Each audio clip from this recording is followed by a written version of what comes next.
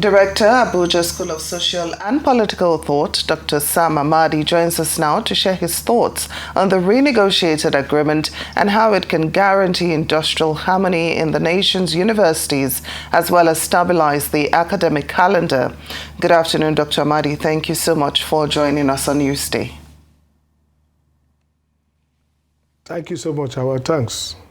So what would you say are the key provisions of this new agreement, and how really does it differ from the 2009 pact?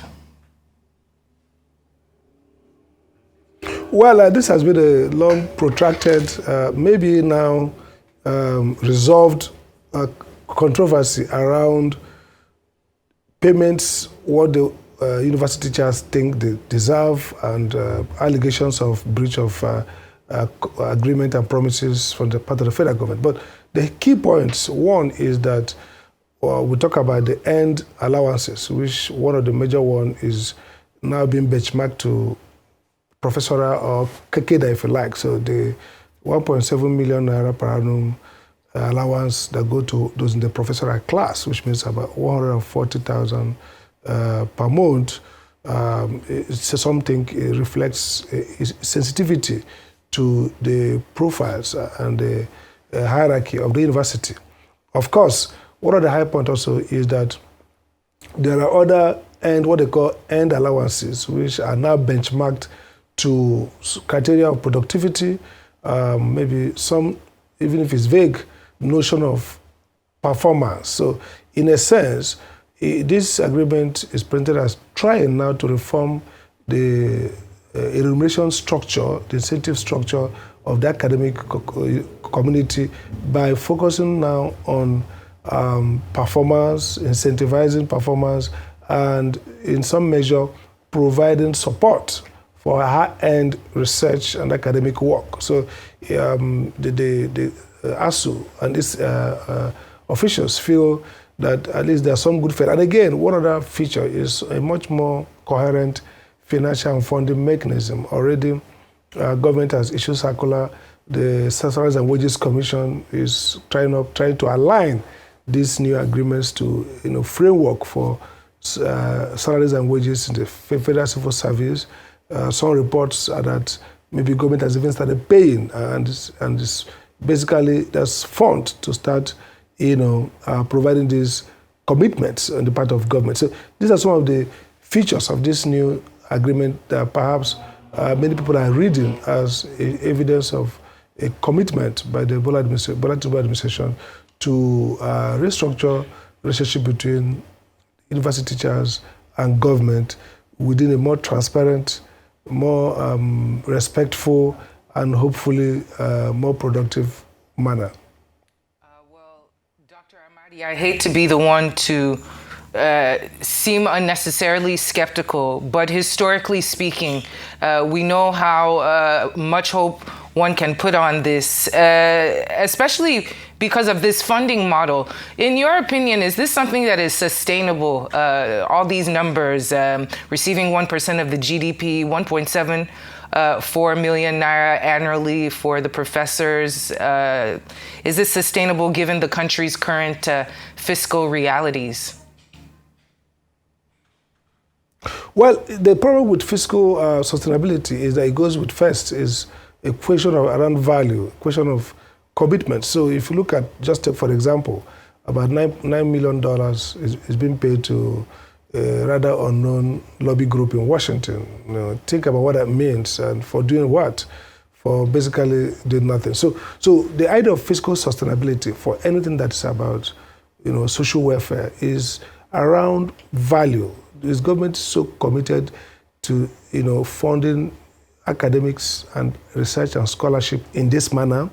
Two, is there enough discipline in terms of our budgetary and fiscal public finance management to earmark, protect, and plan for sustaining this, maybe some kind of salary increase? Now, they don't want to look at it as a 40% like a Lajis. They want to see it, and the ASUU leaders, they want to see it as maybe restructured. But the question then is, if it is politically, it's a politically driven, this is a rundown to election period, And so government is not going to easily want to look bad in the eye of academics, students, strike, others. They want to head off this crisis. But are they really willing and disciplined enough to plan and have a sustainable fiscal program that, let's say, the next 10 years, they are going to be fulfilling the obligations, triggered by these commitments? Because and you're right to say, yeah, you can pass off this as settlement, and then after 1 year, one fiscal year, the next year, you begin to hear stories around, there's no money, we don't have enough funding for this, and then government begins to renege, and then that creates a whole lot of problems. So for me, you're right to be cynical about sustainability, and the problem is not just about whether there's enough money, it's whether government has enough commitment to this. Is this a frisbee? And again, this will not solve the problem of university management, because essentially, oftentimes, it might be buying off, settling university teachers, but not dealing with the structural, the normative, and cultural aspects of the crisis of university education in Nigeria. So maybe government has robbed Peter to pay Paul, settle the lecturers, but then unsettle students, unsettle other stakeholders. So you want to see a holistic reform that starts with the fundamentals of the level of commitment to public education, the structure of it, the fiscal program to drive it, and then maybe you can say maybe some of the universities are even overstaffed. It's possible that state federal universities need even much more fundamental restructuring. So let's watch and see, but it's right to be cynical about sustainability at this point. Amadi, does the agreement in any way outline steps for greater university autonomy and governance reforms in a bid to reduce friction with the federal government? Do you think that we've finally gotten the agreement that will stop all the strikes and industrial unrest that we've witnessed over the years? No, we've not got it, because the question is what are the factors driving this strike? So they range from teachers themselves, complaining about condition of service. Would this fix it all? I don't think so. Two, they also relate to sometimes students themselves, and also internal university problem. If you look at some of the issues around crisis in the university, they may relate to governance, appointment of leadership, succession plans and processes. I think there's a lot need to be done fundamentally for university autonomy, and it begins with first deciding whether universities need to run on their own with government support, like in other countries, part of the world, whether state-owned or federal government-owned schools have to be governed in a particular way that shows that this is government-owned, maybe top-down. For the ministry, they decide who hates the place and everybody comply. Or whether you're going to have universities, in spite of who funds them and the model they're funding, governed with collegiate, independent structure that you have universities across the world. And this is also what the idea of a Senate. So what does a Senate do in terms of governing the university? These are fundamental questions that relate to culture. They also relate to the notion of what does the university do in Nigerian national development strategy? How is the university part of the fixture of state institutions? And what values and norms drive university management and university education? So yes, this could be one piece of dealing with the incessant perennial conflicts and strikes, but I bet it's not enough, and except it's matched and aligned with other fundamental reforms in terms of structure, in terms of governance, in terms of culture, we still may be just dealing with one side of a double-sided problem. And for the first time in 16 years, there could be a predictable calendar for the universities. How does the Joint Action Committee of NASUU and the Senior Staff Association's reactions to this agreement influence some kind of broader harmony of the university environment? Does a deal with ASUU alone guarantee a stable and predictable timetable?